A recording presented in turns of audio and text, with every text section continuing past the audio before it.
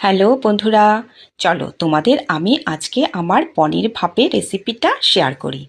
এটা চটজলদির মধ্যে খুবই টেস্টি একটা রেসিপি। বিশেষ করে যারা একা থাকে, হস্টেলে থাকে, তারা অনায়াসেই এইরকমভাবে চটজলদি পনির রেসিপি বানিয়ে নিতে পারে। এটা করার জন্য প্রথমেই একটা মিক্সির জারের মধ্যে আমি 4 চামচ পোস্ত নিয়ে নিয়েছিলাম। এরপর যতটা পোস্ত ততটা আমি সাদা সর্ষে জল দিয়ে ধুয়ে এর মধ্যে নিয়ে নিয়েছিলাম। আর সঙ্গে ঝালের জন্য 3টে কাঁচা লঙ্কা, তোমরা ইচ্ছে করলে বেশিও দিতে পারো। আর 1 টুকরো পেঁয়াজ দিয়ে প্রথমে শুকনো গুঁড়ো করে নিয়েছিলাম। শুকনো গুঁড়ো হয়ে গেলে এর মধ্যে একটু জল দিয়ে একটা স্মুথ পেস্ট আমি বানিয়ে নিয়েছিলাম।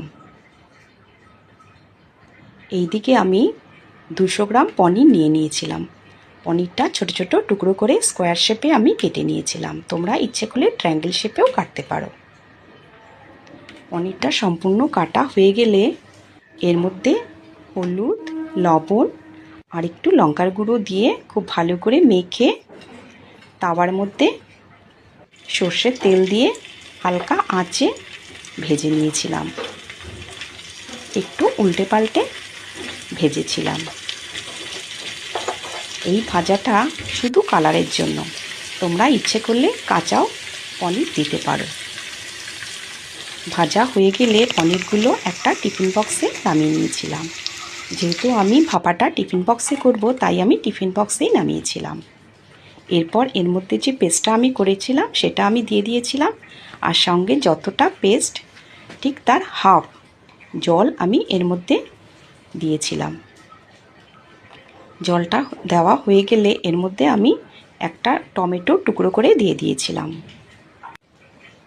এরপর স্বাদমতো লবণ দিয়ে খুব ভালো করে মেখে নিয়েছিলাম। মাখাটা হয়ে গেলে এর মধ্যে কাঁচা তেল, সর্ষের তেল আর কাঁচা লঙ্কা দিয়ে ভাপের জন্য বসিয়ে দিয়েছিলাম। এই কাঁচা তেল আর কাঁচা লঙ্কা দেওয়ার ফলে খুব সুন্দর একটা অ্যারোমা তৈরি হবে। 15 মিনিট ভাপিয়ে আমি নামিয়ে নিয়েছিলাম। ঠান্ডা করে টিফিন বক্সটা খুললে ব্যাস আমার ভাপা তৈরি। এটা খুবই সফট আর খুবই ফ্লেভারফুল হয়েছিল। তোমরা অবশ্যই একবার করে দেখো বন্ধুরা।